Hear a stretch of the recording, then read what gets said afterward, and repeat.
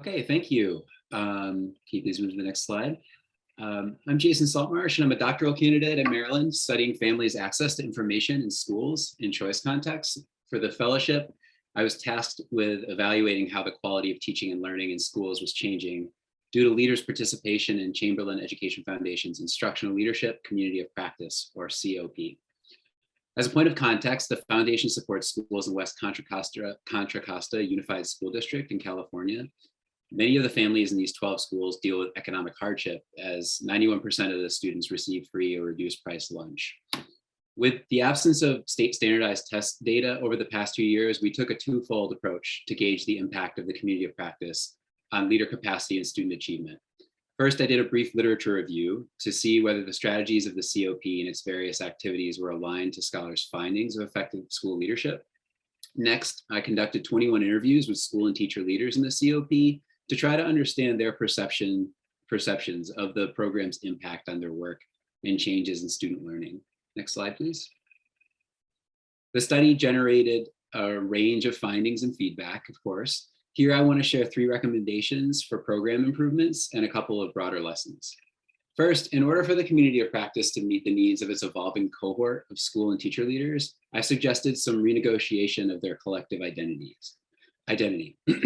These who are we, what do we stand for, and what do we need conversations are intended to reinforce the sense of joint enterprise among cohort members and help avoid the fracturing that communities tend towards when purposes become overly complex or unfamiliar to participants.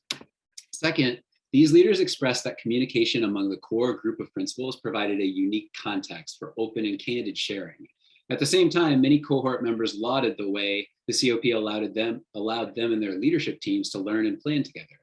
So the program should strive to strategically balance opportunities for the core group and for larger collaboration between schools' leadership teams. Third, self-evaluation opportunities have been a real challenge with scarce resources, particularly time, and changes related to the pandemic. Building time into the COP meetings for reflection and debrief after using rubrics or doing informal site visits between leaders would be a way to see if leaders' new learning is amounting to hoped for system changes. Next, please. Ultimately, school leaders have a profound impact on student achievement, directly and indirectly. But principals tend to become isolated despite the extremely social roles they occupy.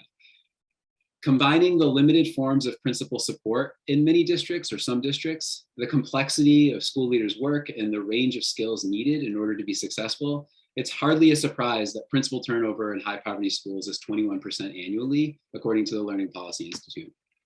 This community of practice prioritizes instructional objectives, nudging leaders into classrooms and data meetings and providing layers of coaching support.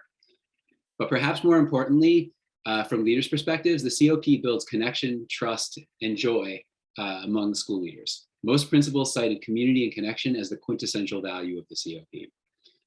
Initially, I didn't see the strong leader retention in this group. One leader changed roles in the 4 years after being promoted to a district office position. This point about retention could indicate that the impact or effectiveness of the program may be less evident in students' interim scores or school-wide dissemination of new teaching strategies, and more evident in the way the program energizes leaders around instructional matters and brings them together. To me, the gap between imagined value of the COP and its actual value to school leaders is a reminder that people matter apart from programs and that personnel decide the benefits of school improvement initiatives. It also highlights that understanding leaders' perspectives is essential for designing supports.